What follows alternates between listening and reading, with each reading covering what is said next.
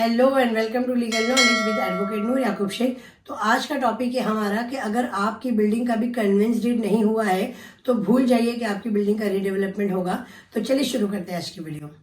तो आज का टॉपिक ना हमारा है कि नो कन्वेंस डीड और नो रीडेवलपमेंट। अगर आप ऐसी किसी बिल्डिंग में रह रहे हैं जिसमें बिल्डर ने आपको हैंडओवर दे दिया है और ना ही कोऑपरेटिव हाउसिंग सोसाइटी में कन्वर्ट किया है और ना ही आपकी कन्वेंस डीड की है।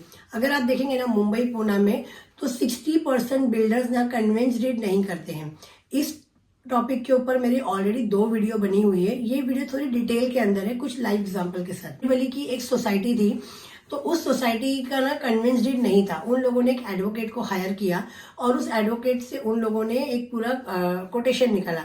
कोटेशन में कुछ लाख 1.5 लाख रुपए खर्चे आ रहे थे कन्वेंस डीड करने के। तो लोगों ने बोला नहीं, लाख 1.5 लाख बहुत है। वहां पर फ्लैट की ऑक्यूपेंसी 18 से 20 थी, मतलब एक पुरानी सी बिल्डिंग थी जो कभी भी टूट सकती थी या गिर सकती थी। तो उनका प्लान था कि हम रीडेवलपमेंट जाएंगे। फिर उन लोगों ने कन्वेंस डीड नहीं किया। क्यों? क्योंकि 1 से 1.5 लाख रुपए उन्हें बहुत ज्यादा लग रहे थे। अगर वो लोग कॉन्ट्रीब्यूशन करते तो हार्डली हर फ्लैट को 12-15 हजार रुपए आते। फिर भी उन लोगों ने बोला कि ये बहुत ज्यादा है। और ऐसा हुआ ना, अनफॉर्चुनेटली, मतलब ऐसा उनका बैड लक था कि विद इन 1 वीक वो बिल्डिंग ढह गई।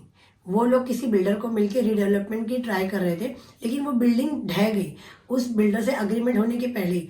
अब वो लोग यहाँ वहां भागने लगे और उन्हें लगा कि अब हमें रीडेवलपमेंट के लिए जाना चाहिए। लेकिन उस बिल्डर ने, मतलब जिस बिल्डर की वो पहले जगह थी, उस बिल्डर ने आके उस जगह पे कर लिया कब्जा और उसने ये कहा कि ये जगह मेरी है। बिल्डिंग आपकी थी, बिल्डिंग तो अब रही नहीं, क्योंकि सिर्फ फ्लैट्स आपके थे, जगह नहीं, जगह तो मेरी है। अगर उन लोगों ने वक्त के रहते कन्विंस डीड कर लिया होता तो आज ही जगह भी उनकी होती और आज ही बिल्डिंग भी उनकी होती। तो इससे क्या हुआ, 1-1.5 लाख रुपए बचाने के लिए उन लोगों ने अपना करोड़ों का नुकसान कर लिया। अब आज सब बेघर है, यहाँ से वहां भटक रहे हैं। सुप्रीम कोर्ट तक उनका मैटर गया है, लेकिन होना क्या है, क्योंकि कन्विंस डीड उन्होंने किया ही नहीं था। अब क्या होगा, बहुत से बहुत वो लोग अक्यूज करेंगे बिल्डर को और फिर बिल्डर कहीं ना कहीं उन्हें जगह देगा रहने के लिए, लेकिन पूरे पूरे पैसे उनसे वसूलेगा। क्योंकि वो उन्हें क्या करेगा, कुछ सर्टन अमाउंट देगा। यानी कि उनके फ्लैट की वैल्यू अगर उस टाइम पे 50 लाख थी और अभी उन्हें वो रीडेवलपमेंट में 2 करोड़ का घर दे रहा है, तो उन्हें वो 30 लाख की ही मतलब वैल्यू का घर देगा, बाकी पैसे उनसे ही निकालेगा। और इस प्रोसेस में जो उनके लाखों जा रहे हैं वो तो एडवांस बोनस हो गए। देखेंगे तो बहुत फास्ट डेवलपमेंट हो रहा है। लेकिन जितनी भी बिल्डिंग्स बन रही है ना, क्या आप, अगर आप मेरी वीडियो सुन रहे हैं और आप एक ऐसी बिल्डिंग में रहते हैं तो क्या आपका कन्विंस डीड हुआ है? नहीं हुआ होगा। क्यों? क्योंकि बिल्डर्स कन्विंस डीड करते ही नहीं है और लोगों को इतना अवेयरनेस ही नहीं है कि कन्विंस डीड कराए। कन्विंस डीड करना मतलब आपको आपकी जमीन का मालिकाना हक, यानी कि आपकी जमीन का मालिकाना हक किसके पास रहेगा? सोसाइटी के पास। सोसाइटी कौन होगी? जिन मेंबर्स को आपने ट्रस्ट करके चुना है इलेक्शन के थ्रू। तो सबसे पहले आपको करना है कोऑपरेटिव हाउसिंग सोसाइटी। सेकेंड, आपको इमीडिएटली करना है कन्वेंस डीड। कन्वेंस डीड के बाद में आपके पास पावर होती है कि आप किस बिल्डर को लाएंगे, आप क्या रीडेवलपमेंट करवाएंगे।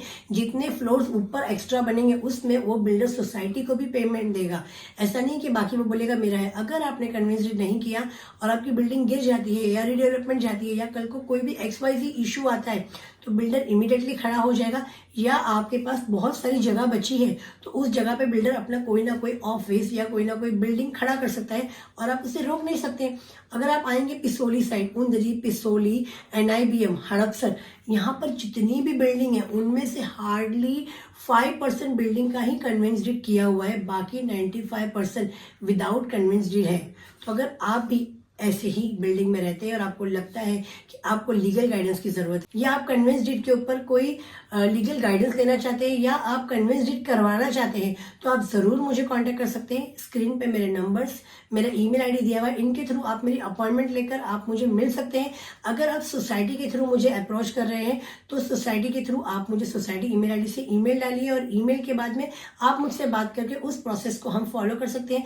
अगर आपका कोऑपरेटिव हाउसिंग सोसाइटी भी नहीं हुआ है तो जल्द से जल्द आपको करवाना चाहिए, क्योंकि ये गवर्नमेंट के नॉर्म्स है।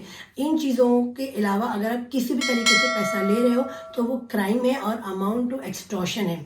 तो मिलते हैं अगली वीडियो में ऐसी ही लीगल नॉलेज के साथ।